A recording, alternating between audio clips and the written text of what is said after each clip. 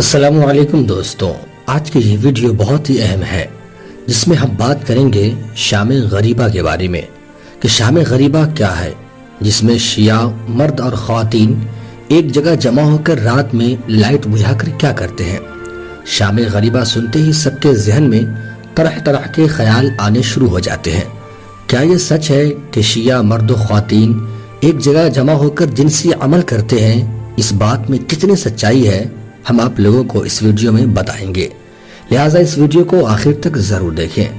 دوستوں، جیسے ہی محرم الحرام قریب آتا ہے تو لوگ شام غریبہ کے حوالے سے شرمناک گفتگو کرتے دیکھے گئے ہیں، جسے سن کر اکثر لوگ اس بنا پر شیعہ حضرات کو برا بھلا کہتے ہیں۔ یہ بات عام کی گئی کہ شام غریبہ میں شیعہ عقیدے سے تعلق رکھنے والے مرد و خواتین امام بارگاہ میں جمع ہوتے ہیں اور اس امام بارگاہ کی بلڈنگ کے دروازے کو تالا لگا دیا جاتا ہے، پھر ایک ذاکر کچھ پڑھتا ہے، پھر لائٹ بجھا دی جاتی ہے، جس کے بعد مرد و خواتین جنسی عمل کرتے ہیں۔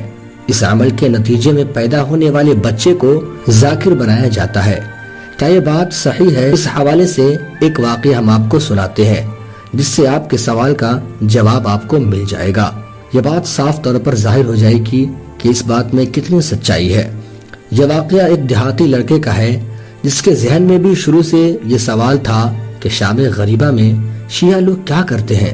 یہ لڑکا بیان کرتا ہے کہ میں ایک گاؤں میں رہتا تھا اور گاؤں میں ایک ہی تعلیمی ادارہ تھا جو وہاں کے مولانا بچوں کو تعلیم دیا کرتے تھے۔ بچے اسے اپنے ذہن میں بند کر لیتے۔ میں بھی بچپن سے یہی سنتا آیا تھا کہ شام غریبہ میں شیعہ حضرات ایک امام بارگاہ میں جمع ہوتے ہیں اور پھر جسے جو عورت ملتی ہے اس کے ساتھ وہ جنسی عمل کرتا ہے۔ اس عمل کے نتیجے میں پیدا ہونے والے بچے کو امام بارگاہ کی خدمت کے لیے رکھا جاتا ہے اور اسے ذاکر بنا کر شیعہ کے دین کو پھیلانے کے لیے رکھا جاتا ہے۔ دوستوں، وہ لڑکا کا کہنا ہے کہ جب میں بھی اس طرح کی باتیں سنتا تو شیعہ عقیدے سے نفرت کرنے لگتا۔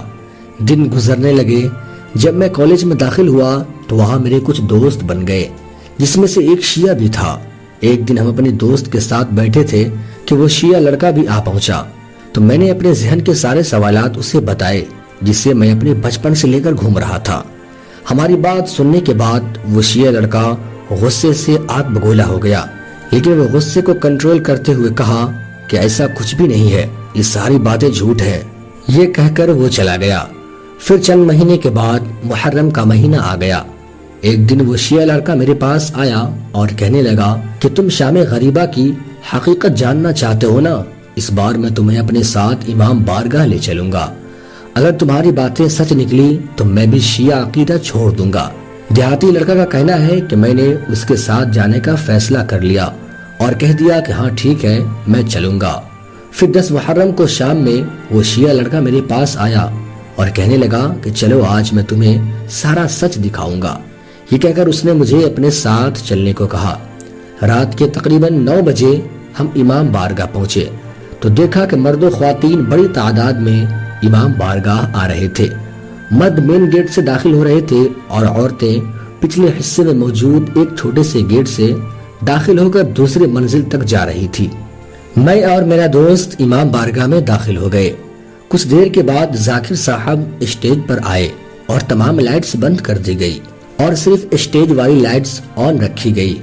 آتے ہی ذاکر صاحب نے کہا ان للہ و انا الیہ راجعون۔ یہ سنتے ہی تمام لوگ چیخ چیخ کر رونے لگے اور اس جملے کو 3 مرتبہ دہرایا گیا۔ دوستوں، وہ دیہاتی لڑکا کا کہنا ہے کہ کچھ دیر کے بعد ذاکر کہتا ہے کہ آج امام حسین علیہ السلام شہید ہو گئے۔ اہل رسول صلی اللہ علیہ وسلم کو یزیدی نے لوٹ لیا اور ظلم و ستم کی انتہا کر دی۔ نبی زادیہ دشمنوں کے اندر میں ہے۔ یہ سن کر امام بارگاہ میں موجود ہر شخص رونے لگا اور گریہ وزاری کی آوازیں بلند ہونے لگی۔ پھر یہ دیہاتی لڑکا کا کہنا ہے کہ مجھے معلوم ہی نہیں ہوا کہ یہ سب دیکھ کر میری آنکھوں میں سے کب آنسو آ گئے اور میں بھی رونے لگا۔ تو میرے شیعہ دوست نے مجھے گلے لگا کر کہا یہ ہوتی ہے شام غریبہ، یعنی کہ یہ بات بالکل جھوٹ ہے کہ شام غریبہ کو شیعہ حضرات امام بارگاہ میں غلط کام کرتے ہیں۔ یہ بات لوگوں کو بھڑکانے کے لیے کی گئی کیونکہ شیعہ امام بارگاہ کو مسجد کی طرح درجہ دیتے ہیں اور بھلا کوئی مسلمان کیسے اللہ کے گھر میں ایسا کام کر سکتا ہے؟ دوستو امید کرتے ہیں کہ اس ویڈیو سے آپ کی معلومات میں اضافہ ہوا ہوگا، تو میری گزارش ہے کہ اس ویڈیو کو لائک کر کے ہمارے چینل کو سبسکرائب ضرور کر لیں اور اس ویڈیو کو اپنے دوستوں تک ضرور شیئر کریں۔ اب دیجیے مجھے اجازت، سانس باقی ہے تو انشاءاللہ پھر ملتے ہیں نیکسٹ ویڈیو کے ساتھ، تب تک کے لیے اللہ حافظ۔